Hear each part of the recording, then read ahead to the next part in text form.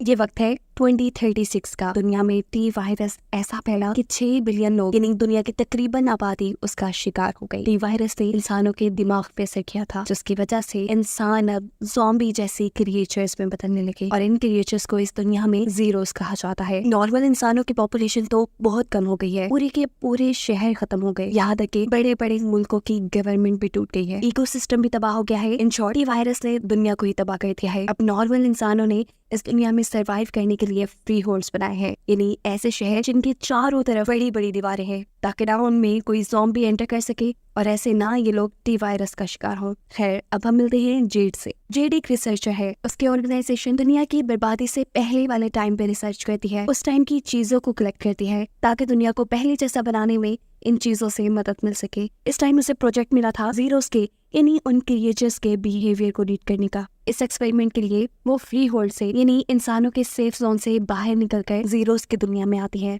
वहाँ एक camera set करती है, अपने ऊपर बहुत सारा परफ्यूम छिड़क लेती है ताकि जीरोस उसे स्मेल ना कर पाए, और फिर एक रैबिट के ऊपर एक ब्लड का ड्रॉप फेंक कर वो जीरोस के पास छोड़ देती है। रैबिट के जीरोस के पास जाते ही जीरोस भूखे कुत्तों की तरह उसके पीछे पड़ जाते, जिससे जेड ये पता चलाती है कि अब तक जीरोस ने मेंटली तौर पे कोई प्रोग्रेस नहीं की। वो रिकॉर्डर बंद करती है और जब वो यहाँ से जाने ही वाली थी तभी अचानक उसका बाजू एक ग्रिल से टकरा जाता है। उसके हाथ पे एक छोटा सा स्क्रैच आया था और ब्लड की स्मेल सारे जीरोस को अलर्ट कर देती है। सभी उसके पीछे पड़ चुके थे। जेड अपनी जान बचाने के लिए तेजी से भागती है, जितनी तेजी से वो भाग सकती थी, लेकिन फिर भी एक जीरो जंप करते हुए उसे पकड़ने में कामयाब हो ही चुका था। जेड हार नहीं मानती, अपना पूरा जोर लगाते हुए वो जीरो को अपने ऊपर से दूर फेंकती है। ये जीरो जाकर गिरता है सिक्योरिटी अलार्म पर और सिक्योरिटी अलार्म के अलर्ट होते ही यहाँ हर जगह आग लग जाती है। इस आग में तकरीबन सभी ज़ॉम्बीज मारे गए थे। जेड बच गई थी, वो यहाँ से जाने ही वाली थी, लेकिन तभी जमीन जोर जोर से हिलने लगी और हम देखते हैं कि एक बहुत बड़ा कैटरपिलर वहां आ चुका था।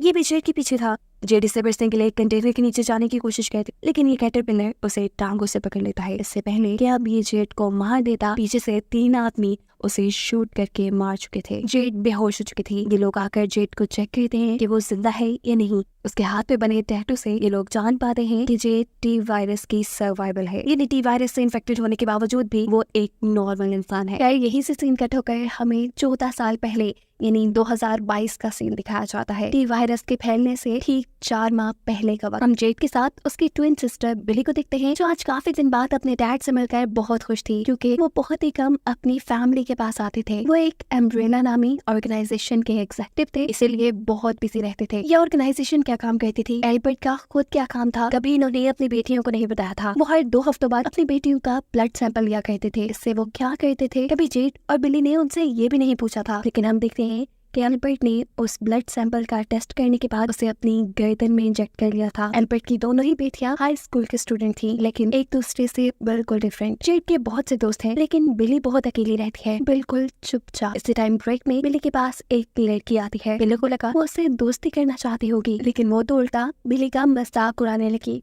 बिली उसका एटीट्यूड देखते हुए उसे इग्नोर कर देती है। इग्नोर होने पर इस लड़की को इतना गुस्सा आता है कि वो बिली को ही मारने लग गई थी। आसपास बहुत से स्टूडेंट्स भी इकट्ठे हो जाते हैं। लड़ाई की वीडियो भी बनती है, जो देखते ही वायरल हो चुकी थी, जिसकी वजह से बिली का रहा सहा कॉन्फिडेंस भी बिल्कुल खत्म हो गया। दूसरी तरफ एल्बर्ट, जो अभी अपनी कंपनी में था, यहाँ पे उसका कलीग आकर उसे एक बुरी खबर देता है कि उनके किए जाने वाले एक्सपेरिमेंट इस मर्तबा भी फेल हो रहे हैं, जिसकी वजह से 6 टेस्ट सब्जेक्ट जो कि इंसान थे वो भी मारे गए, जिनको एल्बर्ट खुद भी एक फुटेज में देख रहा था। एल्बर्ट का कलीग उससे कहता है कि एम्ब्रेला इस मर्तबा भी इस खबर को छुपा रही है, यानी इसका मतलब था कि इससे पहले भी यहाँ इलीगल एक्सपेरिमेंट होते रहे होंगे। और दूसरी तरफ स्कूल में हम देखते हैं कि जब बिली की पिटाई करने वाली लड़की बाथरूम में थी, तभी कोई रकून मास्क पहने हुए उसके सामने आ जाता है। इससे पहले कि लड़की कुछ करती, रकून मास्क पहना हुआ इंसान जोर से उसके सर पे चोट देकर वहाँ से जा चुका था। सबका शक बिली पर जा रहा था, क्योंकि कुछ दिन पहले बिली के साथ ही तो उसकी लड़ाई हुई थी, लेकिन बिली को इस सब का पता भी नहीं था। प्रिंसिपल जब बिली का लॉकर चेक करती है तो रकून मास्क बिली के लॉकर से निकलने पर प्रिंसिपल उस पर वायलेंस का केस कर देती है। यहीं पर दूसरी लड़की के डैड पे आ चुके थे, जो काफी गुस्से में थे। वो चाहते थे कि बिली को स्कूल से ही निकाल दिया जाए, पर ठीक उसी टाइम यहाँ पर एंट्री करते हैं एल्बर्ट। वो इस लड़की के डैड से कहते हैं, जानते हो मैं कौन हूँ? अम्ब्रेला का एग्जीक्यूटिव, और तुम एक छोटे से एम्प्लॉय। मैं चाहूँ तो तुम्हें कंपनी से निकाल कर ब्लैक लिस्ट भी कर सकता हूँ, फिर तुम्हें कोई भी कंपनी नौकरी नहीं देगी। एल्बर्ट की ये सारी बातें इस आदमी को डरा चुकी थी। वो यहाँ बिली को सजा देना तो दूर, अपनी ही बेटी से कहता है कि तुमने जितनी भी बिली से बदतमीजी की है उसके लिए माफी मांगो। आज एल्बर्ट ने सच में आइडियल डैड होने का सबूत दिया था। बिली बहुत खुश थी, साथ ही एल्बर्ट भी। खुशी में एल्बर्ट उसे लंच के लिए भी अपने ऑफिस में इनवाइट कर लेता है। वो एक्साइटेड होकर एम्ब्रेला आती है। आज से पहले उसने ये ऑफिस, ये ऑर्गेनाइजेशन कभी नहीं देखी थी। हर रूम में एक अलग ही एक्सपेरिमेंट चल रहा था। बिली जाकर वेटिंग रूम में बैठ जाती है, जहाँ उसके सामने से एक कार्ड गुजरती है। इस कार्ड के अंदर बहुत से जख्मी रैबिट्स थे, जिन्हें देखकर बिली समझ चुकी थी कि एम्ब्रेला ऑर्गेनाइजेशन जरूर एनिमल्स पर एक्सपेरिमेंट करती है। उसे ये चीज अजीब लगी, क्योंकि अम्ब्रेला ऑर्गेनाइजेशन के बारे में मशहूर था कि वो कोई इलीगल काम नहीं करते। घर जाकर वो सब कुछ जेड से डिस्कस करती है और कहती है कि मुझे अम्ब्रेला की सारी सच्चाई पता चलानी है। जेड एक अच्छी बहन थी, इसीलिए वो उसकी हेल्प करने को मान भी गई थी। ये लोग एल्बर्ट के रूम से उसके की चुराते हैं और निकल जाते हैं एम्ब्रेला की तरफ। एल्बर्ट की वॉइस मेल ने एम्ब्रेला का एंट्रेंस खोल दिया था, जिसके बाद ये लोग एल्बर्ट के ही आइडेंटिटी कार्ड की मदद से एलिवेटर में और उसके बाद लैब में एंटर कर जाते हैं। बिली यहाँ लैब में रखे हुए जानवरों की वीडियोस बनाना शुरू कर देती है, जबकि दूसरी तरफ हम जेड को देखते हैं। वो जानती थी कि उसके डैड हर चीज पे एक ही पासवर्ड लगाते हैं और वही पासवर्ड लगाकर वो यहाँ उसके कंप्यूटर पर भी एक्सेस कर लेती है। कंप्यूटर में इन्हें वो क्लिप भी मिल गया था जहाँ पर 6 टेस्ट सब्जेक्ट जो कि इंसान थे, वो उनके एक्सपेरिमेंट की वजह से मारे जा चुके थे। यहाँ बिली जो कि चीजों की छेड़छाड़ कर रही थी, अचानक उससे एक सीक्रेट डोर का बटन दब जाता है। डोर के खुलने पर वहाँ पे एक म्यूटेटेड डॉग था। उसकी हालत बहुत खराब थी, वो पागलों की तरह भौंक रहा था। इससे पहले कि वो इनके ऊपर हमला करता, ये दोनों वहाँ से भागती हैं और उसे एलिवेटर के अंदर बंद कर देती हैं। यहाँ पर इमरजेंसी अलार्म भी एक्टिवेट हो गए थे। ये डॉग इतना ताकतवर था कि उसने एलिवेटर का डोर तक डैमेज कर दिया। जेड और बिली जल्द से जल्द यहाँ से बाहर निकलना चाहते थे। वो बाहर का डोर ओपन करने के लिए यहाँ कुछ बटन्स दबाते हैं तो गलती से उनसे एक होलोग्राम चल जाता है। शोर की वजह से डॉग को उनकी लोकेशन पता चल जाती है। डॉग जल्दी से इस रूम के अंदर आ जाता है और मौका पाते ही ये दोनों बहनें खुले हुए दरवाजे से इस रूम से बाहर निकल आती हैं। जिस रूम में डॉग था, इन्होंने वो डोर भी बंद कर दिया था, लेकिन बाहर की एंट्रेंस इनसे अभी भी नहीं खुल रही थी। इससे पहले कि ये लोग बचकर यहाँ से बाहर निकल पाते, डॉग एक विंडो से बिली के ऊपर जंप कर देता है। वो बिली के ऊपर बुरी तरह हमला कर चुका था। बिली जख्मी हो गई थी। बिली को बचाने के लिए जेड वहाँ रखे हुए फायर सिलेंडर से इस डॉग को मार देती है। बिली होश में नहीं थी, खून तेजी से बह रहा था। जेड बहुत ही ज्यादा डर चुकी थी। अचानक उसकी आंख खुलती है और हमें पता चलता है कि ये उसे ख्वाब आ रहा था। असल में प्रेजेंट में जेड को ये ख्वाब आ रहा था। वो आज भी अपना पास्ट याद करके डर जाया करती थी। इस टाइम वो उन लोगों की कस्टडी में थी जिन्होंने उसे कैटरपिलर मॉन्स्टर से बचाया था। जेड इनसे कहती है मुझे फौरन यहाँ से बाहर जाना है, लेकिन ये लोग उसे बताते हैं कि जिस जगह पर ये लोग हैं आसपास का एरिया जीरोस ने घेरा हुआ है। कार के जरिए यहाँ से ट्रैवल करना बहुत ही खतरनाक साबित हो सकता है, इसलिए इन्होंने हेलीकॉप्टर का अरेंज किया था जेड को यहाँ से निकालने के लिए। अब ये आदमी और जेड दिन ब दिन दुनिया की बदलती हुई सूरत हाल के बारे में बात ही कर रहे थे कि तभी उसका साथी उसे बताता है कि अम्ब्रेला के हेलीकॉप्टर्स यहाँ आ चुके हैं, जो सुनकर जेड डर जाती है। असल में अम्ब्रेला आज तक वायरस के नेचुरल सर्वाइवल्स को ढूंढ रहा था, जिसके अंदर जेड का पहला नाम था, इसीलिए जेड के ऊपर बड़ा इनाम भी था। ये लोग भी जेड को यहाँ इसीलिए लेकर आए थे ताकि जेड को अम्ब्रेला ऑर्गेनाइजेशन को बेच के इन्हें बहुत से पैसे मिल सके। जेड खुद अम्ब्रेला कॉर्पोरेशन नहीं जाना चाहती थी, लेकिन ये आदमी उसके ऊपर गन पॉइंट कर देते हैं और इतने में ही अम्ब्रेला कॉर्पोरेशन का एक आदमी बैक्स्टर अपनी आर्मी के साथ यहाँ आ चुका था। वो लोग चारों तरफ से इस फ्री होल्ड को घेर लेते हैं और जेड को पकड़ने की कोशिश में लग जाते हैं। बैक्स्टर अपने सोल्जर्स को ऑर्डर देता है यहाँ मौजूद सभी लोकल इंसानों को मारने का। हुक्म के मुताबिक वो भी धड़ाधड़ शूट करते हुए यहाँ सभी इंसानों को मार रहे थे। साथ ही उन्होंने इस फ्री होल्ड में आग भी लगा दी थी। जेड इस आग से बचते हुए यहाँ से बाहर भागने की कोशिश कर रही थी, लेकिन चारों तरफ से सोल्जर्स ने उसे घेरा हुआ था। यहाँ बैक्स्टर उसके सामने आता है और उसे कहता है हमारी बहन तुम्हारा इंतजार कर रही है, क्या तुम उसके पास नहीं चलोगी? जेड उसकी बातों पे ध्यान नहीं देती और यहाँ से भागते हुए एक दीवार के ऊपर चढ़कर वो इस फ्री होल्ड से बाहर निकल जाती है जीरोस की दुनिया में, जहाँ से जीरोस पूरी तरह उसके पीछे पड़ चुके थे। अब जेड जीरो से अपनी जान बचाने के लिए भाग रही थी और तभी बैक्स्टर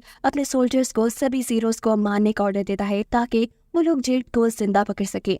को भी भागते हुए छुपने के लिए एक जगह नजर आ जाती है और इस टाइम पर बैक्स्टर उसे एक डील करता है। वो उसे कहता है कि अगर तुम हमारे साथ चलने को तैयार हो तो मैं वादा करता हूँ कि मैं तुम्हें जिंदा इस मुश्किल से निकाल लूंगा। ठीक इसी टाइम पर इस फ्री होल्ड के अंदर से एक लोकल कार निकलती है। जेड बैक्स्टर की बात ना सुनते हुए इस कार के ऊपर चढ़ जाती है। कार का ड्राइवर भी इस जगह से बचकर भागना चाहता था, लेकिन बहुत से जीरोस उसके पीछे पड़ चुके थे। वो आदमी जेड से कहता है कि तुम मेरी कार के ऊपर से उतर जाओ, तुम्हारी वजह से जीरोस मेरे पीछे हैं। वो उसे शूट करने की भी धमकी देता है, लेकिन जेड उसे यहाँ से एक साथ बाहर निकलने का मशवरा देती है। वो आदमी जेड की बात नहीं सुनता और देर होने की वजह से जीरोस के हाथ लगकर मारा जाता है। बिना वक्त के जेड अब ड्राइविंग सीट संभालते हुए यहाँ से बाहर एक दूसरे फ्री होल्ड तक आ चुकी थी। इस फ्री होल्ड के लोगों ने अम्ब्रेला ऑर्गेनाइजेशन के साथ कॉन्ट्रैक्ट किया है एक्स्ट्रा प्रोटेक्शन के लिए। इसी फ्री होल्ड के एक अपार्टमेंट के अंदर जेड भी रहती थी। जेड के अपार्टमेंट में एक कपल भी रहता था जिन्होंने इसकी मुश्किल टाइम में मदद की थी। घर आकर उसे पता चलता है कि कपल में से हस्बैंड ही वायरस से इन्फेक्टेड होकर जीरो बन चुका है,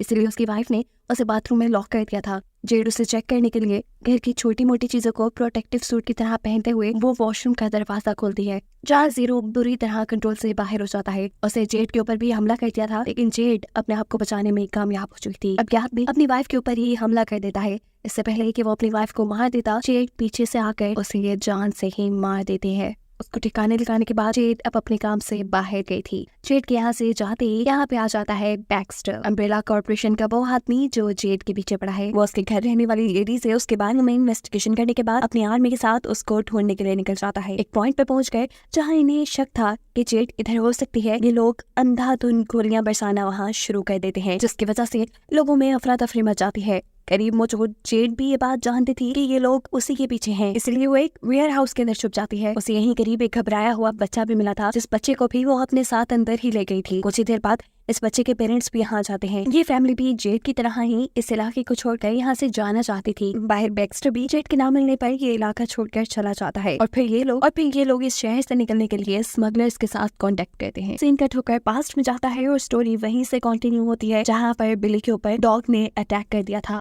जेड बहुत ही मुश्किलों से उसे उठाकर एक दूसरे रूम में पहुंचाने में कामयाब होती है और इतनी ही देर में यहाँ पर उनके डैड भी आ जाते हैं। वो यहाँ बिली का जख्म देखते हैं। जख्म को रैप करते हुए वो जल्दी से इन दोनों को साइड डोर से भागने का कहते हैं, क्योंकि सिक्योरिटी बस यहाँ पहुंचने ही वाली थी। जिसके बाद वो एक डिवाइस अपने ही सिस्टम में लगाकर सारा सिस्टम क्रैक कर देते हैं ताकि कोई भी ये ना जान पाए कि उनकी अपनी बेटियां यहाँ आई थी। जिसके बाद वो डॉग का सारा ब्लड अपने ऊपर लगा चुके थे। इसी टाइम यहाँ पर सिक्योरिटी भी पहुंच जाती है। इनके साथ एवलिन भी थी, अम्ब्रेला ऑर्गेनाइजेशन की सीईओ। एवलिन जब एल्बर्ट से यहाँ होने वाले इंसिडेंट के बारे में पूछते हैं तो वो कहता है शायद यहाँ पर कोई साइबर अटैक हुआ, जिसकी वजह से सारे कंप्यूटर्स पे काम करना बंद कर गए हैं और हमारे लैब के डिजिटल लॉक्स भी खुले हैं, जहाँ से डॉग ने बाहर आकर मुझ पर हमला भी किया है। सिक्योरिटी जब यहाँ पर सब कुछ चेक करती है तो उन्हें भी एल्बर्ट की बात सच लग रही थी, लेकिन एवलिन ये मानने को तैयार नहीं थी। इसके बाद एल्बर्ट घर आ जाता है और बिली की बैंडेज करता है। जेड जब उससे डॉग के बारे में पूछती है तो एल्बर्ट बताता है कि वो डॉग जेनेटिकली बीमार है, लेकिन तुम किसी से भी जिक्र ना करना, वरना अगर अम्ब्रेला को पता चल गया कि तुम दोनों वहाँ थी तो तुम्हें बहुत बुरी सजा दी जाएगी। ये भी हो सकता है कि वो लोग तुम्हें ढूंढकर मार भी दे। एल्बर्ट अगले दिन दोबारा बिली को चेक करता है। उसके जख्म भी अभी ठीक नहीं हुए थे और साथ ही उसकी आंखों का कलर भी फीका पड़ता जा रहा था। जेड समझ चुकी थी कि अम्ब्रेला ऑर्गेनाइजेशन के अंदर कुछ तो गड़बड़ हो रहा है, इसलिए वो उसे इंटरनेट पे सर्च करती है, जहाँ उसे एक वेबसाइट मिलती है जिसपे अम्ब्रेला ऑर्गेनाइजेशन की सच्चाई लिखी थी, लेकिन वो वेबसाइट ब्लॉक थी। जेड अपने लैपटॉप को अपने फ्रेंड के पास ले जाती है जो कि एक कंप्यूटर हैकर था। वो इस वेबसाइट को पायरेट करके जेड के लिए खोल देता है और इन्हें ऑर्गेनाइजेशन का सच पता चल जाता है कि अम्ब्रेला ऑर्गेनाइजेशन पहले अपने ऊटपटांग के एक्सपेरिमेंट्स जानवरों पे क्या करती थी और फिर उन्हें जानवरों ने कुछ इंसानों को काट के उन्हें भी इन्फेक्टेड कर दिया, जिनके कंट्रोल में ना आने पर उन्हें मार दिया गया। जेड अब इस वेबसाइट के ऑनर से कॉन्टेक्ट करती है क्योंकि वो भी ये सब कुछ देख चुकी थी। इस वेबसाइट ऑनर का नाम एंजल था। वो एक रिपोर्टर था, लेकिन अम्ब्रेला की वजह से अब उसे कहीं जॉब नहीं मिल रही थी, ना ही उसकी स्टोरीज कोई पब्लिश करता था। दूसरी तरफ हम एल्बर्ट को देखते हैं जो बिली के ब्लड को एग्जामिन कर रहे थे। बिली के ब्लड में कुछ चेंजेस फील होने पे वो एक रैट में बिली के ब्लड को इंजेक्ट कर देते हैं ताकि वो इन चेंजेस को नोटिस भी कर पाए। यहाँ खुद भी अब एल्बर्ट की तबीयत खराब हो रही थी, इसलिए वो बिली का ब्लड ही अपने अंदर भी इंजेक्ट कर लेते हैं। वो भी यही सब कर रहे थे कि एवलिन उन्हें मीटिंग के लिए बुला लेती है। वो चाहती थी कि एल्बर्ट ने जो इंसानों को ताकतवर करने के लिए मेडिसिन बनाई है उसे अब पूरी दुनिया में स्प्रेड कर दिया जाए, पर एल्बर्ट ऐसा करने से मना कर देता है क्योंकि उस मेडिसिन के बहुत सारे साइड इफेक्ट्स भी थे। पर एवलिन एल्बर्ट की वार्निंग के बावजूद भी उन मेडिसिन को सेल करना चाहती थी। उसका यह टल फैसला सुनकर एल्बर्ट उससे कहता है तो ठीक है, मैं इस प्रोजेक्ट साइट पे हो जाता हूँ। और यहाँ एवलिन उसे धमकी देती है, याद है ना तुम्हें, तुम किस लिए जिंदा हो? सिर्फ हमारी कंपनी और तुम्हारी बेटियों की ब्लड की वजह से। छोड़कर हमें जाओगे भी तो कहाँ? घर पर हम देखते हैं कि बिली का जख्म अजीब होता जा रहा था, उसकी हालत भी अजीब हो गई थी, इसीलिए उसका डॉग भी उससे डर रहा था। वो जब अपने डॉग को पकड़ती है तो वो डरते हुए उसे घर से बाहर ले आता है, यहाँ तक कि उसके हाथ से छूट कर भी चला गया था। बिली जब भागकर उसे उठाने की कोशिश करती है तो वो डॉग एक लड़के के पास चला जाता है। उस लड़के को लगा कि बिली शायद उसे चोरी करके लेके आई है, इसलिए वो बिली को बिली का डॉग वापस करने से इनकार कर देता है। तो ऐसे में बिली उसे गुस्से से बच करके अपना डॉग लेकर वहाँ से भाग जाती है। उसे खुद यकीन नहीं आ रहा था कि वो एक डरी सहमी लड़की ऐसा कैसे कर सकती है। बिली दोबारा अपने बाथरूम में जाती है और इस मरतबा उसने नोटिस किया था कि उसके मुंह से बहुत ज्यादा खून आ रहा है। दूसरी तरफ एल्बर्ट की लैब के अंदर हम उस रैट को देखते हैं जिसके अंदर एल्बर्ट ने बिली का ब्लड इंजेक्ट किया था। राइट इस टाइम इतना एग्रेसिव था कि उसने टक्कर मार मार कर अपने जार का गिलास तक तोड़ दिया था। गिलास तोड़कर वो अपने जार में रुकता भी नहीं। एल्बर्ट मुश्किलों से उसे पकड़कर उसका ब्लड सैंपल लेता है और उसे माइक्रोस्कोप में चेक करता है। इस रैट की जीन्स में तेजी से चेंजेस आ रही थी और इन्हीं चेंजेस को नोटिस करते हुए एल्बर्ट कंक्लूड करता है कि उसकी बेटी भी 52 आवर्स के बाद ऐसे ही अग्रेसिव हो जाएगी। लेकिन बिली की हालत तो अभी से बिगड़ती जा रही थी, उसे अजीब तरह से चक्कर आ रहे थे। फिलहाल वो घर से बाहर जाने का डिसाइड करती है और एल्बर्ट बाहर जाने से पहले उसके जख्मों को चेक करता है जो हैरानकुन तौर पे बिल्कुल ठीक हो चुके थे। स्कूल आने पर उसकी तबीयत और भी ज्यादा बिगड़ जाती है क्योंकि अब उसे हल्की से हल्की आवाज भी बहुत तेज सुनाई दे रही थी। इन्हीं आवाजों की वजह से उसे बार बार हेलुसिनेशंस भी हो रहे थे। यहाँ अम्ब्रेला ऑर्गेनाइजेशन के अंदर उनके बोर्ड ऑफ डायरेक्टर्स की मीटिंग चल रही थी। एवलिन उन्हें एल्बर्ट की बनाई हुई मेडिसिन दिखाती है जो बड़े से बड़ा जादू कर सकती थी, लोगों को पावरफुल बना सकती थी, यहाँ तक कि बहुत सी बीमारियों को भी हील कर सकती थी। सभी ऐसी जादुई मेडिसिन के बारे में सुनकर खुश थे, लेकिन एल्बर्ट उन्हें बताता है कि इस मेडिसिन के साइड इफेक्ट भी है। इस मेडिसिन के अंदर टी वायरस है, जो कोई भी इस मेडिसिन से ओवरडोज होगा वो टी वायरस का शिकार हो जाएगा और टी वायरस उसे एक ज़ॉम्बी में बदल देगा। एवलिन अपनी बात को सच करने के लिए एल्बर्ट की बात काट कर कहती है, ऐसा सिर्फ तब होगा जब कोई इंसान 20,000 से ज्यादा टैबलेट्स ले और ये कभी मुमकिन नहीं। यहाँ स्कूल में बिली को बार बार हेलुसिनेशंस हो रहे थे। कभी उसे कैंटीन में डॉग नजर आता था तो कभी मिरर में उसे अपना आप ही खून से लथपथ नजर आ रहा था। वो सबसे थक कर यहाँ से बाहर जाती है जहाँ उसे अपनी सिस्टर के साथ उसका फ्रेंड नजर आता है। ये दोनों आपस में कोई बहस कर रहे थे, इसलिए बिली जेड के फ्रेंड की पिटाई कर देती है। उसे खुद नहीं समझ आ रहा था कि उसने ये क्यों किया, इसलिए वो भाग कर घर आ गई। जेड भी उसके पीछे पीछे घर आ चुकी थी। वो देखती है कि बिली के हाथ में एक टूटा हुआ गिलास था, उसका हाथ बुरी तरह जख्मी था। इस टाइम बिली जेड से कुछ नहीं छुपाती, उसे बता देती है कि उसकी हालत बहुत ही ज्यादा खराब हो रही है। वो अब दूर दूर की बारीक आवाजों को भी सुन पा रही थी, उसको देखने में इश्यूज हो रहे थे, उसे अजीबोगरीब हेलुसिनेशंस आ रहे थे, यहाँ तक कि अब उसे किसी भी चीज का दर्द भी नहीं महसूस हो रहा था, जैसे ये गिलास उसे लगा था। जेड यहाँ इमोशनल हो जाती है और उसे गले लगाकर कहती है, परेशान नहीं हो बिली, हो सकता है कि ये मेडिसिन के साइड इफेक्ट हो। जबकि दूसरी तरफ प्रेजेंट में यानी 2036 में जेड उस फैमिली के साथ शहर से निकलने के लिए स्मगलर्स की कार में बैठ गई थी। ये लोग अभी थोड़ा ही सफर तय करते हैं कि रास्ते में एक नया क्रॉसिंग पॉइंट आ जाता है, जिसको पार करने के लिए जेड अपनी सारी ज्वेलरी के साथ एक कार भी इन स्मगलर को दे देती है। ये लोग टनल को पार करके अब आगे आ चुके थे, जहाँ पहले ही जेड को लेने के लिए बैक्स्टर मौजूद था, लेकिन वो तो कोई भी इंफॉर्मेशन देने को तैयार ही नहीं थे। पर बैक्स्टर को तो जेड की कार यहाँ नजर आ गई थी। उसका शक यकीन में बदल गया था कि जेड जरूर इसी ग्रुप के साथ है। यहाँ स्मगलर्स अपने काफले को लेकर आगे बढ़ जाते हैं, पर एक जगह इन्हें रुकना पड़ जाता है क्योंकि अब उनके सामने आ चुके थे बहुत बड़े बड़े मॉन्स्टर्स। इन मॉन्स्टर्स को दिखाई नहीं देता था, ये मॉन्स्टर शोर सुनकर लोगों पर हमला करते थे, इसीलिए स्मगलर्स सभी लोगों को खामोश रहकर इंतजार करने को कहते हैं। लेकिन इन सब की बदकिस्मती कि यहाँ अचानक बैक्स्टर आ चुका था। उसकी गाड़ियों के शोर से ये मॉन्स्टर उनकी तरफ अट्रैक्ट हो गए थे।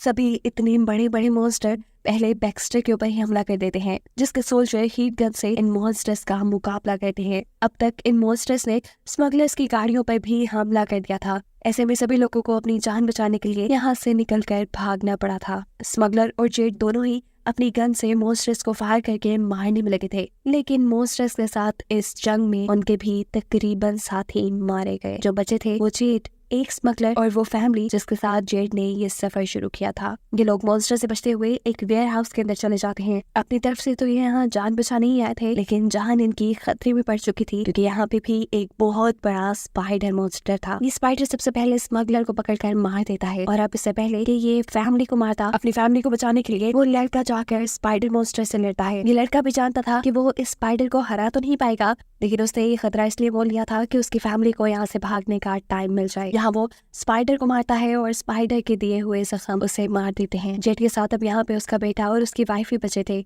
जेड और उस आदमी की वाइफ नोटिस करते हैं कि उनका बेटा भी टी वायरस से इन्फेक्टेड हो चुका है। अगर उसे आगे बढ़ना था तो इस बच्चे को यहीं छोड़ के आगे बढ़ना था, लेकिन वो तो एक माँ थी, वो अपने बच्चे को नहीं छोड़ सकती थी। वो उसी के साथ यहाँ मरने का फैसला करती है और जेड को अकेले ही यहाँ से आगे बढ़ना पड़ता है। मुश्किलों से जेड यहाँ टनल से बाहर निकलती है तो सरप्राइजिंगली बैक्स्टर यहाँ पर भी उसे लेने के लिए मौजूद था। इससे पहले कि ये लोग जेड को पकड़कर मार देते, पीछे से स्मगलर्स निकलकर इनके ऊपर शूट करते हैं, लेकिन फिर भी जेड बैक्स्टर के सोल्जर्स के हाथ लग जाती है जो उसे मारकर बेहोश कर चुके थे। उसके बाद सीन कट होकर हम एंजल से मिलते हैं। एंजल वही राइटर है जिसे अम्ब्रेला कॉर्पोरेशन की सारी सच्चाई पता है, क्योंकि एक टाइम पर उसकी वाइफ भी वहाँ पर काम करती थी। वो अपने ही हस्बैंड को इंटरव्यू देते हुए बताती है कि कैसे उसे ऑर्गेनाइजेशन वालों ने टॉर्चर किया। उसके जिस्म पे बहुत से जख्म बन गए, जो जख्म आहिस्ता आहिस्ता ठीक तो हो गए, लेकिन इनकी वजह से वो हाइपर सेंसिटिव हो गई। यानी अब वो दूर दूर तक की चीजों को देख सकती थी, सुन सकती थी। 3 दिन बाद वो इतनी एग्रेसिव हो गई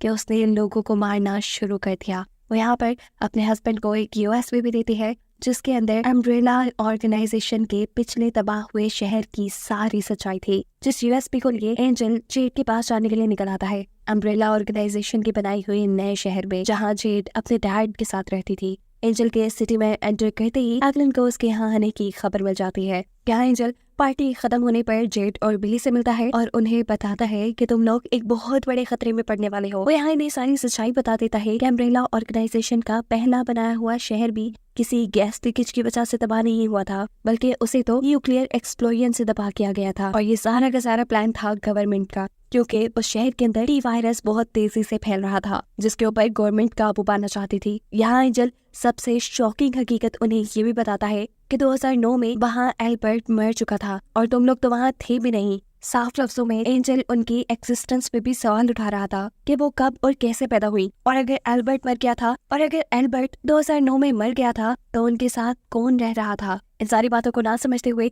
यहाँ जेड जल्दी से बिली को अपनी तरफ खींचती है और उसका जख्म देखने की कोशिश करती है, लेकिन बिली पैनिक होकर वहाँ से भाग जाती है। जेड भी उसके पीछे भागती है और एंजल भी उन दोनों का पीछा करता है, लेकिन इससे पहले कि वो बिली और जेड तक पहुँच पाता उसे अम्ब्रेला गार्ड्स पकड़ लेते हैं। उसे एवलिन के पास लेकर जाया जाता है, जहाँ वो उससे इंटेरोगेशन शुरू करती है कि उसे पुरानी अम्ब्रेला ऑर्गेनाइजेशन के एक्सपेरिमेंट्स और वहाँ लोगों के गायब होने के बारे में क्या क्या मालूम है। दूसरी तरफ हम रोड पे भागती हुई बिली और जेड को देखते हैं, जहाँ पर बिली अचानक भागते भागते रुक गई थी, क्योंकि अब उसकी बॉडी बहुत तेजी से कांप रही थी। उसे लग रहा था कि वो जरूर एक मॉन्स्टर में बदल जाएगी, लेकिन यहाँ जेड उसे बताती है कि जब डॉग ने उसे काटा था तब से अब तक 52 आवर्स गुजर चुके हैं। अगर वो अब तक ट्रांसफॉर्म नहीं हुई तो इसका मतलब वो सेफ है, वो कभी ट्रांसफॉर्म नहीं होगी, कभी एक मॉन्स्टर नहीं बनेगी। जबकि दूसरी तरफ 2036 में यानी प्रेजेंट में हम देखते हैं कि स्मगलर बैक्स्टर की आर्मी को हरा चुके हैं और अब जेड के साथ साथ बैक्स्टर और उसकी आर्मी भी इन्हीं के कैद में थी। ये लोग इन्हें अपने साथ कहीं ले जा रहे थे, पर बैक्स्टर ज्यादा परेशान नहीं था क्योंकि उसके बाजू में एक चिप लगी थी। वो जानता था कि अम्ब्रेला कॉर्पोरेशन के लोग उसे बचाने जरूर आ जाएंगे। ये स्मगलर्स इन्हें अपने बनाए जेल में ले आते हैं, जहाँ उन्होंने 300 के करीब जीरोस को कैद किया हुआ था। ये सब लोग स्मगलर के लीडर से मिलते हैं, जिसका मानना था कि ये वबा यानी टी वायरस इनके लिए गॉड का इम्तिहान है, स्पेशली उन लोगों के लिए जिन्होंने गॉड को मानना छोड़ दिया था। उसके मुताबिक जो इंसान जीरोस में बदले थे, इन सब ने बुरे काम किए थे और यही जीरोस अब दूसरे बुरे लोगों को खत्म करने की मिशन पे है, जिसके बाद फिर से दुनिया आबाद होगी और फिर इस दुनिया में सिर्फ अच्छे लोग होंगे। ये लोग जेड और बैक्स्टर को मार मार के एक सेल में बंद कर देते हैं।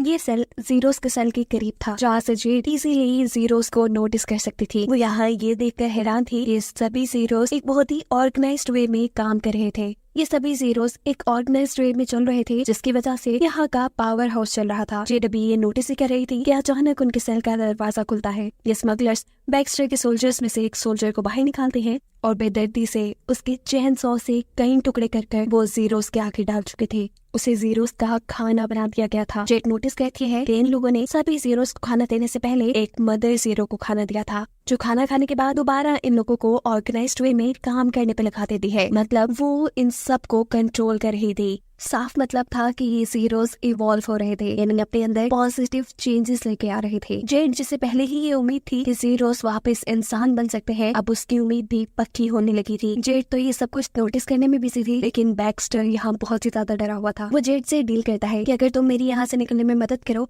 तो मैं अम्ब्रेला ऑर्गेनाइजेशन जाकर तुम्हारे मरने की रिपोर्ट दे दूंगा, फिर कोई तुम्हारा पीछा नहीं करेगा और तुम आजाद होगी। जेड तैयार हो जाती है। ये दोनों जोर लगाते हैं, जेल के रॉक्स को तोड़कर उसका डोर खोलने में कामयाब हो जाते हैं। बाहर निकलते ही इन्होंने 2 गार्ड्स को मार दिया था जो इनका पहरा दे रहे थे, जिसके बाद वो इन्हीं गार्ड से इनका रेडियो और साथ साथ जेल की कीज भी ले लेते हैं, जिसकी मदद से बैक्स्टर अपने सोल्जर्स को छुड़वा लेता है। इन्होंने इन स्मगलर्स से अपने वेपन्स भी वापस ले लिए थे। ऐसे में फुल लड़ने की पोजीशन में थे और इनको पावर में आता देखकर यहाँ खड़ा हुआ वो स्मगलर जिसके हाथ में चेनसा था, वो इन्हें रोकने की कोशिश करता है, लेकिन सोल्जर्स उसे शूट करके मार देते हैं। जेड इस आदमी का चेनसा उठा लेते, जबकि बैक्स्टर के सोल्जर इन गार्ड से गन फाइट करने लगे थे। दोनों ही टीम्स आपस में धड़ाधड़ गोलियां बरसा रही थी। इसी दौरान बैक्स्टर एक्सिट का दरवाजा खोलने के लिए बहुत से लीवर दबा देता है, जिसकी वजह से एक्सीडेंटली वो दरवाजा भी खुल चुका था जिस सेल में जीरोस कैद थे, और अब बैक्स्टर के ग्रुप को इन स्मगलर्स के गार्ड्स के साथ साथ जीरोस से भी लड़ना था। लड़ते हुए ये लोग इस बिल्डिंग से बाहर निकलने का रास्ता भी ढूंढ रहे थे। बैक्स्टर भी अपने दोनों हाथों में गन्स लिए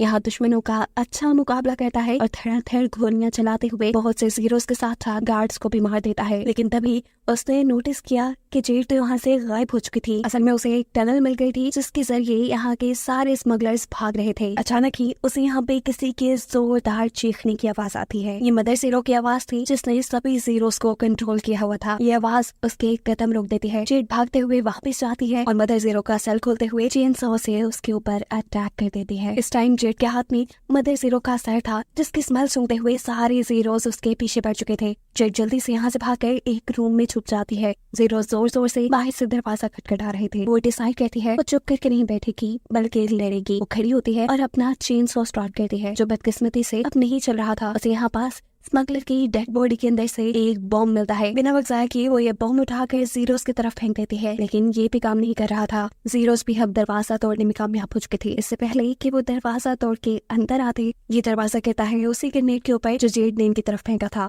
उसके ऊपर जोर पड़ते ही वो एक्स्ट्रा प्रेशर से ब्लास्ट होता है, जिससे बहुत से जीरोस यही मारे गए थे। इस ब्लास्ट ने अब जेड को भी कमजोर कर दिया था। इससे पहले कि बचे हुए जीरोस उसके ऊपर हमला करने के लिए यहाँ थे, उससे पहले ही बैक्स्टर उसके पास पहुंच जाता है। बैक्स्टर जेड को सहारा देते हुए यहाँ से निकालने की कोशिश में था। मीनवाइल जितने भी जीरोस उनका पीछा कर रहे थे, बैक्स्टर उनके ऊपर गोलियां भी चला रहा था। आगे जाते ही इन्हें यहाँ पर एक लैडर दिखाई देती है, एक सीढ़ी जिसके ऊपर बैक्स्टर पहले जेड को चढ़ा देता है। जेड तो यहाँ से भागने में कामयाब हो गई थी, लेकिन जब बैक्स्टर यहाँ से भागने की कोशिश करता है तो इतने में ही यहाँ जीरोस भी पहुंच चुके थे, जो उसे टाउन से पकड़कर नीचे की तरफ खींच लेते हैं। जीरोस को तो अब शाम का खाना मिल गया था। ये सभी बैक्स्टर को खाने में मसरूफ हो गए थे और ऐसे जेड को यहाँ से दूर तक भागने का मौका मिल गया था। लेकिन जेड की मुश्किलें कम होने का नाम ही नहीं ले रही थी। यहाँ से निकलते ही उसका सामना हो जाता है अम्ब्रेला ऑर्गेनाइजेशन के सोल्जर्स से, जो कि बैक्स्टर के पास ऊपर लगी हुई चिप को ही ट्रैक करते हुए यहाँ तक पहुंचे थे। इन सभी सोल्जर में से एक सोल्जर जेड के आगे हेलमेट उतारती है, जिसे देखकर जेड शॉक हो चुकी है क्योंकि ये कोई और नहीं बल्कि उसकी बहन बिली है। सीन कट होकर दोबारा पास्ट में जाता है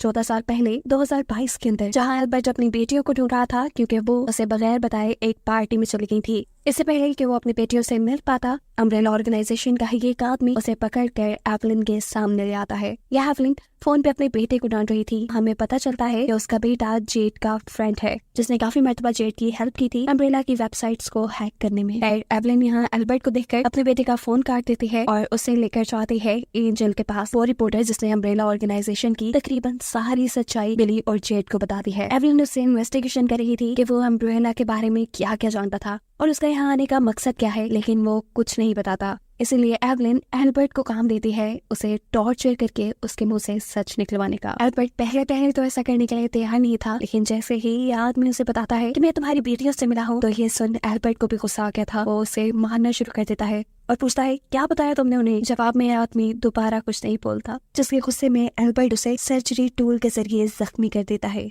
इस सब में एल्बर्ट ये तो भूल ही चुका था कि वो अपनी बेटियों को ढूंढ रहा था, जो अब घर पे आ चुकी थी। एजेंट की बातों ने उन पर असर किया था, इसलिए वो लोग अपना सर्टिफिकेट ढूंढ रही थी। लेकिन बर्थ सर्टिफिकेट मिलने के बजाय इन्हें इस घर में से बहुत ही अजीबोगरीब चीजें मिलती हैं, जैसे एक गन के कुछ पार्ट्स, एक डॉग विसल और एक छुपा हुआ लैपटॉप। जेड इसे अपने डैड के पासवर्ड से खोलने की कोशिश करती है, लेकिन ये अनलॉक नहीं हुआ। इसलिए जेड अपने फ्रेंड को कॉल करती है, जिसकी हेल्प करता है इस लैपटॉप का पासवर्ड क्रैक करने में। इस लैपटॉप में कोई खास डॉक्यूमेंट नहीं था, लेकिन जेड के दोस्त को इस लैपटॉप में एक डेड ड्रॉप ईमेल मिलती है, जिसका पासवर्ड हर 24 घंटे में चेंज हो जाता है। गिलर का इस मेल को क्रैक करता है और इस मेल के अंदर मैसेज था बिली के लिए। मैसेज में लिखा था कि अम्ब्रेला कॉर्पोरेशन बिली के पीछे पड़ी हुई है। बिली को अब यहाँ से भागना होगा और उसके भागने के लिए सारी तैयारी यहाँ पे मुकम्मल है। उन्हें यहाँ घर पे एक बैग ढूंढना है, उसके बाद वो इस घर से भाग सकते हैं। जेड अभी भी ये बात जानती थी कि अम्ब्रेला ऑर्गेनाइजेशन इनके घर पे लगे हुए कैमरास के जरिए इनके ऊपर नजर रख सकते थे। इसलिए जेड का फ्रेंड उनके घर के सारे कैमरास को हैक कर लेता है और पुरानी फुटेजेस वहाँ पे प्ले करना शुरू कर देता है, ताकि जेड और बिली आराम से अपना काम कर सके। जेड यहाँ पे एल्बर्ट की एक फेवरेट पिक्चर उठाती है, जिसके पीछे उसे एक क्लू मिला था। इस प्ले के मुताबिक उन्हें पियानो बजाना था। पियानो बजाते हुए पियानो की एक की स्टक हो जाती है और उसके अंदर से इन्हें एक दूसरा क्लू मिलता है, जिसमें लिखा था पियानो को साइड पे करने का। इस पियानो के नीचे एक छुपा हुआ तहखाना था, जिसे खोलने पर इन्हें वहाँ पैसों से भरा हुआ बैग और साथ में 2 पासपोर्ट मिलते हैं, जिनके ऊपर बिली और जेड की फोटोज थी, लेकिन नाम चेंज था। जेड का फ्रेंड इन्हें वीडियो कॉल पे बताता है कि जरूर उनके घर में एक ऐसा रूम भी है जिसके अंदर एल्बर्ट अपनी चीजों को छुपा कर रखता होगा। अपने फ्रेंड की बात मानते हुए ये लोग अपने घर को अच्छी तरह चेक करते हैं और इन्हें बेसमेंट के अंदर एक छुपा हुआ रूम भी मिल जाता है। इस रूम को ओपन करने के लिए उन्हें सीक्रेट की जरूरत थी और यहाँ जेड को याद आती है डॉग विसल, जो एक क्लू था। जेड विसल से अपने डॉग को बुलाती है और उसके कॉलर पे लगी हुई की से वो लोग इस रूम को खोलने में कामयाब हो जाते हैं। रूम के अंदर जाते ही जेड की फ्रेंड की कॉल बंद हो गई थी। ये रूम एल्बर्ट की सीक्रेट लैब थी, जहाँ पर इन्हें बहुत से ब्लड सैंपल और एक चेयर मिलती है, जिसके ऊपर रस्सियां बंधी थी। ऐसा लग रहा था कि किसी को यहाँ पे जबरदस्ती बांधा जाता होगा। इसी रूम में इन्हें एक डीवीडी भी मिलती है। इस डीवीडी को प्ले करने पे ये लोग देखते हैं कि एल्बर्ट एक म्यूटेटेड यानी एक मॉन्स्टर बने हुए इंसान को कोई इंजेक्शन लगा रहा था। इन्हें लगा कि एल्बर्ट इसी मॉन्स्टर को इस चेयर से बांधते होंगे। बिली डर चुकी थी। वो जेड से कहती है कि हमें जल्द से जल्द यहाँ से जाना चाहिए, पर जेड को तो सबूत चाहिए थे। वो जैसे ही यहाँ से एल्बर्ट का कंप्यूटर चुराने की कोशिश करती है, तो यहाँ पर अलार्म बजना शुरू हो जाते हैं। कुछ ही सेकंड में चारों तरफ इस रूम में आग लग गई थी, ताकि यहाँ के सारे एविडेंस जल जाएं। ये दोनों अपनी जान बचाने के लिए डोर की तरफ भागती है, लेकिन वो भी अब ब्लॉक हो चुका था। इन दोनों के पास कोई रास्ता नहीं था। ये रूम के दरमियान में आकर एक टेबल के ऊपर चढ़ जाती है। इस रूम में लगे हुए एक्सटिंग्विशर्स भी एक्टिवेट हो गए थे, जिन्होंने आग बुझाना शुरू कर दी थी। इसी लम्हे में इस रूम में एल्बर्ट भी आ जाता है। जेड और बिली दोनों ही उसे देखकर गुस्से में थी। वो एक के बाद एक एल्बर्ट से बहुत सारे सवाल करती है और उससे इन सारी बातों के पीछे की एक्सप्लेनेशन मांगती है, लेकिन एल्बर्ट कोई भी जवाब देने से इनकार कर देता है। उसे में जेड अब उसके गले पे नाइफ रख चुकी थी और ये चीज अब एल्बर्ट को गुस्सा दिला देती है। इससे पहले कि वो जेड को कोई नुकसान पहुंचाता, पीछे से बिली आकर उसे कोई चीज मारकर बेहोश कर चुकी थी। कुछ देर बाद जब एल्बर्ट को होश आया तो वो उसी चेयर से बंधा हुआ था जो इस रूम में रखी थी। एल्बर्ट को लगा कि अब उसके पास कोई ऐसा रास्ता नहीं है जिससे वो अपनी बेटियों के सवालों से बच जाए, इसलिए वो सारी कहानी इन्हें सुनाना शुरू करता है। सबसे पहले वो इन्हें उस डॉग के बारे में बताता है जिस डॉग ने बिली को काटा था। वो डॉग असल में टी वायरस से इन्फेक्टेड था और टी वायरस किसी भी जानदार को मॉन्स्टर में बदल देते थे। ये कह लें कि एक ज़ॉम्बी बना देते थे, लेकिन बिली उस टी वायरस का शिकार नहीं हुई। यानी टी वायरस से इन्फेक्टेड होने के बावजूद भी वो एक मॉन्स्टर नहीं बनी। यहाँ वो इन दोनों को इनकी जिंदगी का सबसे बड़ा सच ये भी बताता है कि ये दोनों कोई आम लड़कियां नहीं है। इन दोनों को ही किसी वुमन, किसी इंसान ने पैदा नहीं किया था। इन दोनों को लैब में तैयार किया गया था बहुत से एक्सपेरिमेंट्स के बाद, जिसकी वजह से ये मेंटली और फिजिकली बहुत ज्यादा स्ट्रॉन्ग थी। इन दोनों को अम्ब्रेला कॉर्पोरेशन ने ही बनाया था और अगर अब अम्ब्रेला कॉर्पोरेशन को ये बात पता चल जाती कि बिली टी वायरस का शिकार नहीं हुई, तो वो बिली को मारकर प्रिजर्व कर देते एक लैब स्पेसिमेन के तौर पे अपने एक्सपेरिमेंट को एक एग्जाम्पल बनाते हुए। अब एल्बर्ट इनसे एंजल के बारे में सवाल करता है और ये दोनों सच एल्बर्ट को बता देती है कि एंजल के बाद जानता है कि बिली इन्फेक्टेड है। एल्बर्ट की सुनकर परेशान हो चुका था। एल्बर्ट उसे कहता है कि हमें जल्द से जल्द उसे अम्ब्रेला कॉर्पोरेशन से रेस्क्यू करना होगा, नहीं तो अगर उसने एवलिन को सच बता दिया तो बहुत बुरा हो जाएगा। अगली सुबह होने पर एल्बर्ट अम्ब्रेला कॉर्पोरेशन जाता है। बस जाहिर तो सबके सामने वो एंजल को इंटेरोगेट कर रहा था, लेकिन असल में वो सीक्रेटली डायरी पर कुछ लिखते हुए एंजल से पूछता है क्या कोई और ये बात जानता है कि बिली इन्फेक्टेड है। एंजल के ना पे जवाब देने पे एल्बर्ट ने सुकून का सांस लिया था। उसे लगता था कि अब अगर एंजल जिंदा रहा तो ये सच्चाई कभी भी खुल सकती है। इसलिए वो एंजल को एक ऐसा इंजेक्शन लगाता है जिसकी वजह से वो हार्ट अटैक कहानी पर मर चुका था। उसकी खराब हालत को देखते हुए जल्दी से इस रूम में मेडिकल टीम आती है, लेकिन इनके आने से पहले ही एंजल मर चुका था। एंजल के मरने का इल्जाम एवलिन एल्बर्ट के ऊपर लगा देती है और ऐसे उसे अरेस्ट कर लिया जाता है। अम्ब्रेला की ही उसे फील होता है कि उसके साथ वाले कंपार्टमेंट में भी कोई कैद है। विंडो खोल के वो ये देखते ही शॉक रह चुका था कि वहाँ उसी की जैसा एक और एल्बर्ट था, एल्बर्ट क्लोन। बट सिर्फ ये था कि उसके मुंह पे दाढ़ी थी। सीन अब कट होता है और कहानी दोबारा प्रेजेंट में यानी 2036 में आ जाती है, जहां हम देखते हैं कि जेड अब अम्ब्रेला की बेस के अंदर कैद है। उसकी इंटेरोगेशन यहाँ उसी की बहन बिली कर रही थी, जिसके बारे में हमें पता चलता है कि अब वो अम्ब्रेला कॉर्पोरेशन की सीईओ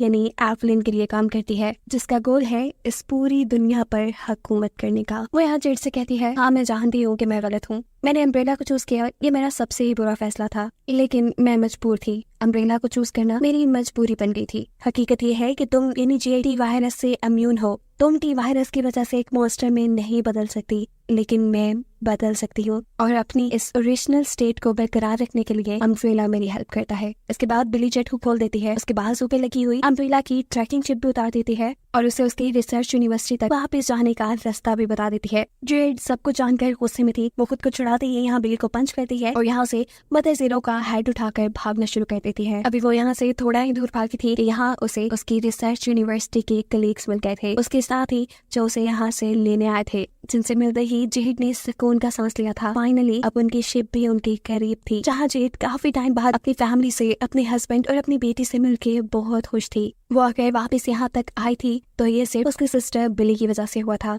वो खुश थी क्योंकि अब वो अपनी फैमिली के साथ टाइम स्पेंड करने वाली थी। यहाँ हमें दिखाया जाता है कि शिप ने चलते चलते अपना रूट बदल लिया, क्योंकि समुंदर के अंदर रास्ते में उन्हें एक ऐसा शिप मिला था जहाँ के सारे लोग जीरोस में बदल चुके थे। पानी के अंदर भी बहुत से जिंदा जीरोस हो सकते थे। शिप में बनी हुई लैब के अंदर अब जेड अपने एक साथी के साथ मदर जीरो के हेड पे रिसर्च कर रही थी। उसे पता चलता है कि मदर जीरो के हेड से 2 तरह के एंजाइम्स निकल रहे हैं, लेकिन ये दोनों ही एंजाइम ऑक्सीजन के एक्सपोजर में आते ही खत्म हो जाते हैं। पूरी रात जेड काम करती है और 55 ऐसे टेस्ट करती है जिसके जरिए वो आर्टिफिशियल सलाइवा से इन एंजाइम्स को जिंदा रखने में कामयाब हो सके। कोई भी टेस्ट काम नहीं कर रहा था। आखिर में जेड जब अपने ही सलाइवा के साथ टेस्ट करती है तो उसका टेस्ट कामयाब होने लगा था। जेड के सलाइवा के साथ वो एंजाइम्स प्रॉपर्ली वर्क कर रहे थे। अब जेड इन्हीं एंजाइम्स के अंदर टी वायरस डालती है और यहाँ उसे ये बात मालूम जाती है कि मदर हेड से निकलने वाला एक किस्म का एंजाइम तो टी वायरस को अपनी तरफ अट्रैक्ट करता है, जबकि दूसरा एंजाइम टी वायरस को रिपेल करता है, यानी अपने से दूर करता है। इसका मतलब था कि ये लोग इन एंजाइम्स को यूज कर सकते थे जीरोस को कंट्रोल करने के लिए।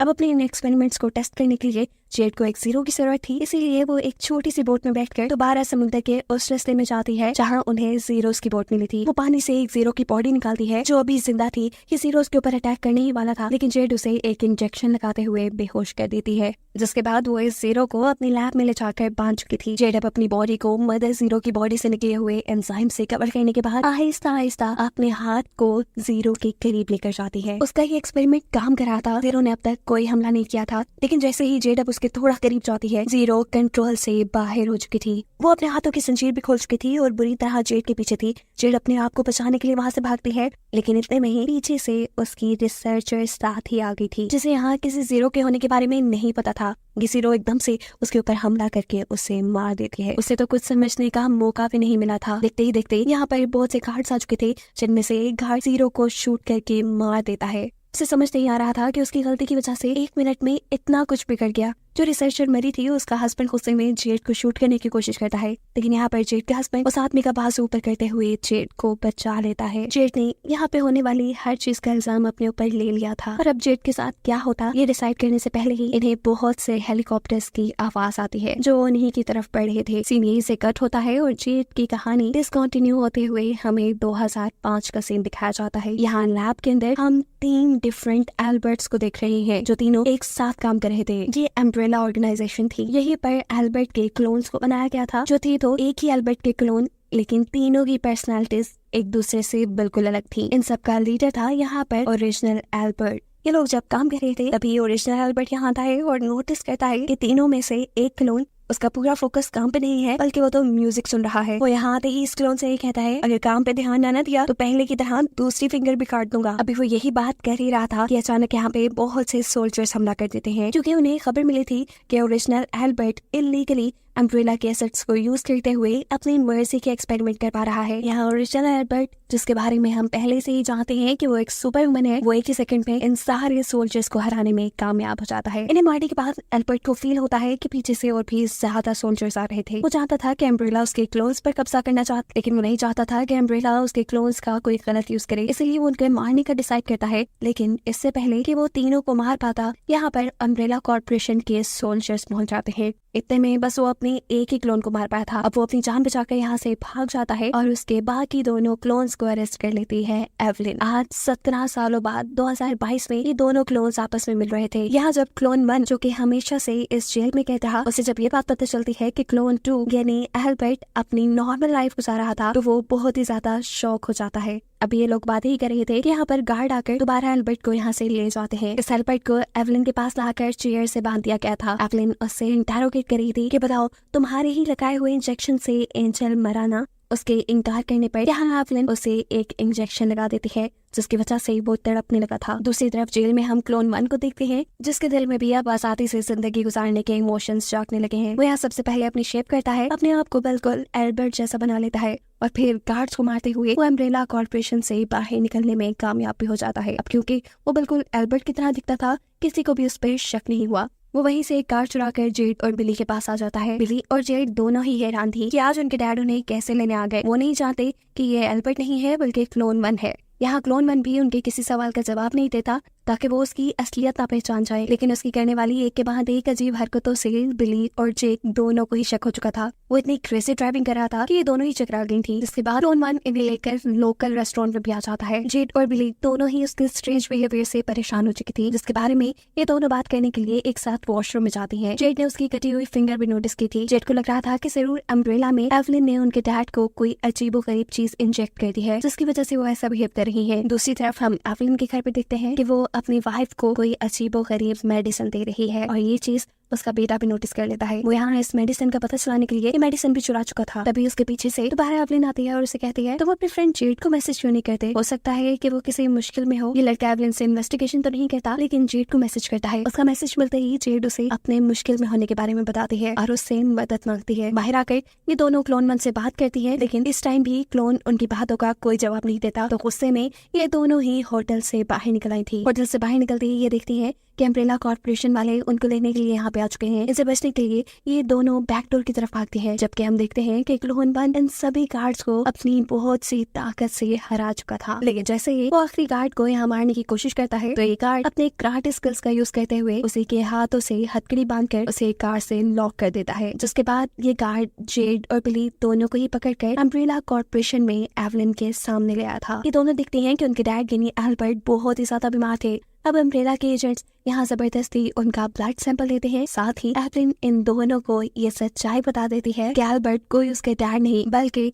वो एक सुपर वुमन के क्लोन्स हैं। एवलिन उन्हें ये भी बताती है कि सारे क्लोन्स पूरी तरह से हेल्दी नहीं थे, हर बदलते दिन के साथ उनकी हालत खराब हो जाती थी। तो फिर इस एल्बर्ट ने यानी तुम्हारे डैड ने इसी लैब में तुम दोनों को बनाया ताकि वो तुम दोनों के खून से अपने आप को स्टेबल रख सके। ये दोनों तो बिली और जेड ने भी अपनी आंखों के सामने देख लिया था कि इनका लिया हुआ खून एल्बर्ट अपनी गर्दन में इंजेक्ट करके अपनी जान बचाता है। ये दोनों ही अब यहाँ रहना नहीं चाहते थे। उन्हें एल्बर्ट से यानी अपने डैड से भी नफरत हो गई थी और ये बात वो दोनों ही उससे कह देती हैं, we just hate you. Scenes अब यहाँ से दोबारा 2036 में यानी प्रेजेंट पे शिफ्ट होते हैं, जहाँ बहुत से हेलीकॉप्टर्स जेड की शिप के पास है। इन लोगों को ये बात समझ नहीं आ रही कि अम्ब्रेला कॉर्पोरेशन ने उनकी लोकेशन ढूंढी कैसे। जेड अब अपना दिमाग चलाते हुए जल्दी से जीरो मदर के हेड की तरफ जाती है, जिसे जेड को अरेस्ट करते हुए बिली ने इन्हें उसकी सिस्टर ने ले लिया था। वो देखती है कि मदर जीरोस के हेड के अंदर एक चिप थी। उसकी अपनी बहन ने उसके साथ गेम खेला था। उसने जेड को आजाद नहीं किया था बल्कि उसकी पूरी टीम को पकड़ने के लिए छूट दी थी। जितने में जेड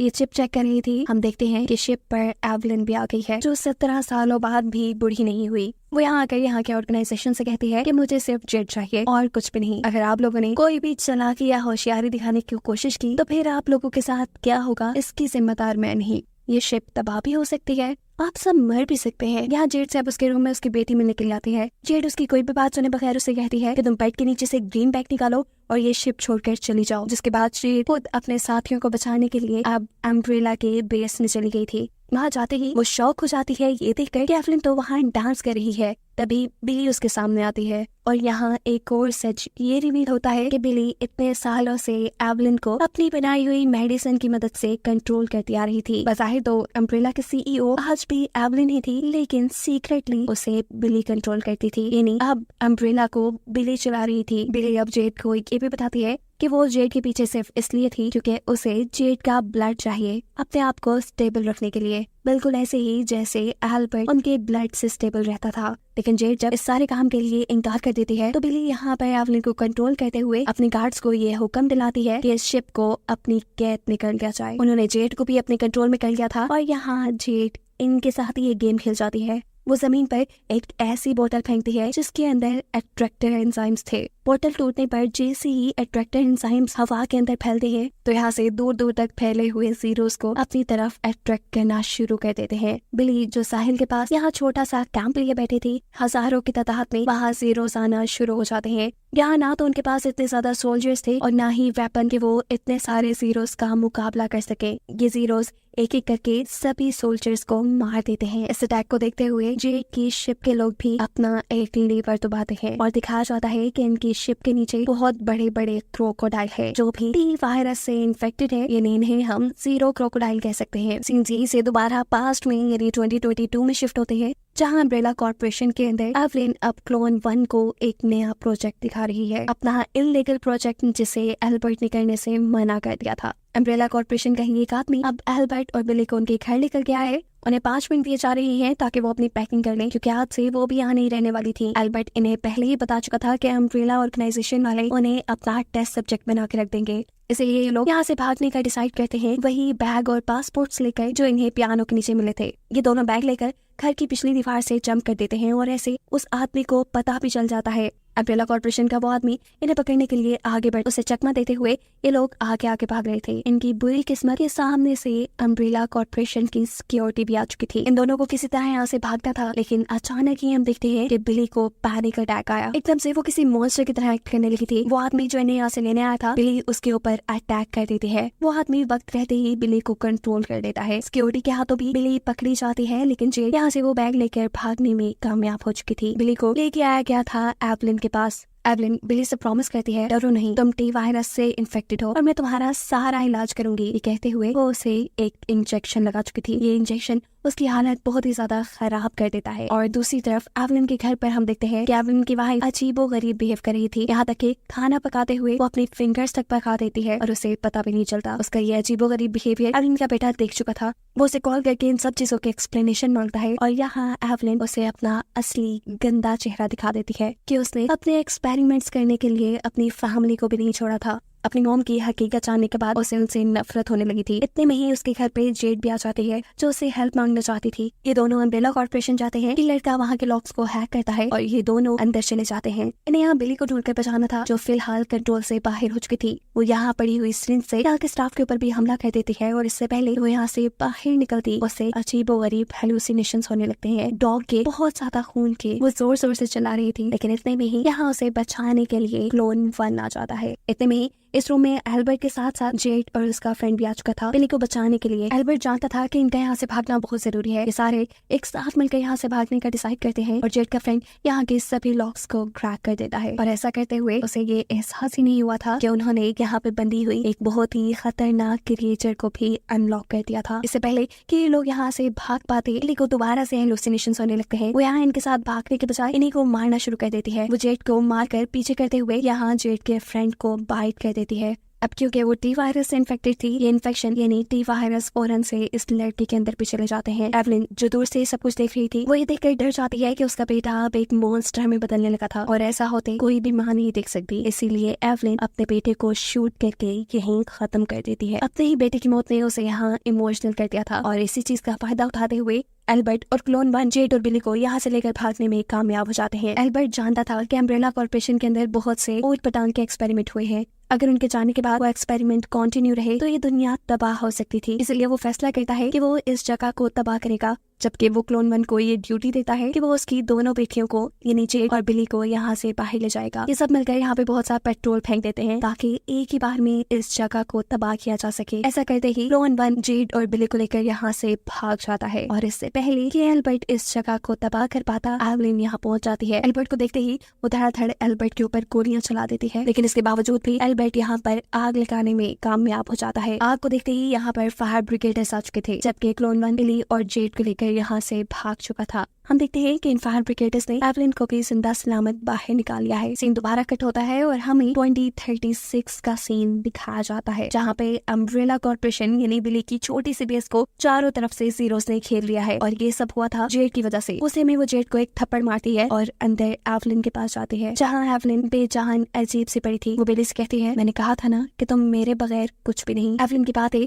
उसे और भी गुस्सा दिला गई थी, इसलिए अब वो एक ड्रोन कंट्रोलर उठाती है और ड्रोन्स को यहाँ सब शूट करके खत्म करने का ऑर्डर दे देती है। ड्रोन्स धड़ाधड़ फायर कर रहे थे, जिससे सभी ज़ीरोस मरते जा रहे थे। इन सारी चीजों का फायदा उठाते हुए जेड समुद्र की तरफ भागना शुरू कर देती है, क्योंकि उसने अपनी बॉडी के अंदर रिपेलेंट एंजाइम्स लगाए हुए थे, इसलिए कोई भी ज़ीरो उसके ऊपर ध्यान नहीं दे रहा था। फाइनली वो अपनी बोट तक पहुंच जाती है, जहाँ पर उसका हस्बैंड उसे बोट के अंदर लाने में भी कामयाब हो चुका था। जेड को वापस बोट में आता देखकर उनके लीडर ये फैसला करते हैं कि अब वो अपने म्यूटेंट क्रोकोडाइल्स को बिली के ऊपर छोड़ देंगे। अब शिप के छोड़े हुए क्रोकोडाइल्स यहाँ आकर सभी चीजों को तबाह करने लगे थे, लेकिन तभी शिप के अंदर जेड ये नोटिस करती है कि उसकी बेटी शिप में थी ही नहीं, क्योंकि जैसा उसने अपनी बेटी से कहा था कि वो ग्रीन बैग लेकर अपनी शिप से भाग जाए, वो यहाँ से भाग गई थी। इससे पहले कि वो उन्हीं के क्रोकोडाइल का शिकार बन जाती, वो और उसके हस्बैंड एक छोटी सी बोट पर अपनी बेटी को ढूंढने के लिए निकल जाते हैं, जबकि हम देखते हैं उन क्रोकोडाइल्स ने ड्रोन्स को भी खाकर तबाह कर दिया था। यहाँ बिली अपने आप को बचाने के लिए अपने सोल्जर के पास पड़ा हुआ एक ग्रेनेड उठाकर उस क्रोकोडाइल के मुंह के अंदर फेंक देती है, जिसकी वजह से वो क्रोकोडाइल बुरी तरह लड़खड़ा जाता है। उसके ऐसा करते ही वो हेलीकॉप्टर जो बिली को यहाँ बचाने आ रहा था वो भी तबाह हो चुका था। तड़पते हुए यही क्रोकोडाइल जैसे ही पानी के अंदर जाता है तो जेड और उसके हस्बैंड की छोटी सी बोट भी उलट जाती है। उन्हें जब होश आया तो ये दोनों ही साहिल पर थे। जेड के हस्बैंड की टांग बुरी तरह जख्मी हो चुकी थी, वो अब चल नहीं सकता था, इसीलिए वो जेड को कहता है कि जाकर अपनी बेटी को ढूंढो। यहाँ बिली को लेने के लिए भी अम्ब्रेला ऑर्गेनाइजेशन का एक नया हेलीकॉप्टर आ गया था। उनके पीछे अभी भी एक क्रोकोडाइल था, लेकिन इससे पहले कि क्रोकोडाइल इस हेलीकॉप्टर को कोई नुकसान पहुंचाता, बिली को लेकर ये हेलीकॉप्टर उड़ने में कामयाब हो जाता है। अब यही क्रोकोडाइल आगे की तरफ बढ़ रहा था और आगे थी जेड की बेटी। ये क्रोकोडाइल उसे स्मेल करते ही रिलैक्स हो जाता है, ऐसे जैसे वो उसे जानता हो। पर तभी अचानक ऊपर से आने वाला एक ग्रेनेड इस क्रोकोडाइल को मार गया था। जेड की बेटी डरकर जैसे ही वहाँ से भागती है तो सामने उसे जेड भी मिल चुकी थी। इससे पहले कि जेड उसे लेकर वापस अपनी शिप में आती, यहाँ पर दोबारा एंट्री कहती है बिली। वो यहाँ जेड से कहती है, अपने सेल्फिशनेस में कितने ज्यादा लोगों को मार दिया तुमने, तुम्हें पता है? उसकी बातें सच में जेड को एहसास दिला रही थी कि उसने बहुत कुछ गलत कह दिया। बिली यहाँ पर अपने गार्ड से उसकी बेटी को पकड़ लेती है। जेड उसे रोकती रह जाती है, लेकिन बिली उसे लेकर यहाँ से चली गई थी। वो जेड की बेटी के साथ क्या करने वाली थी और आखिर 2022 में टी वायरस ने इस दुनिया का इतना बुरा हाल कैसे किया था, इन सभी मिस्ट्रीज के साथ ये सीरीज यहीं पर एंड हो जाती है।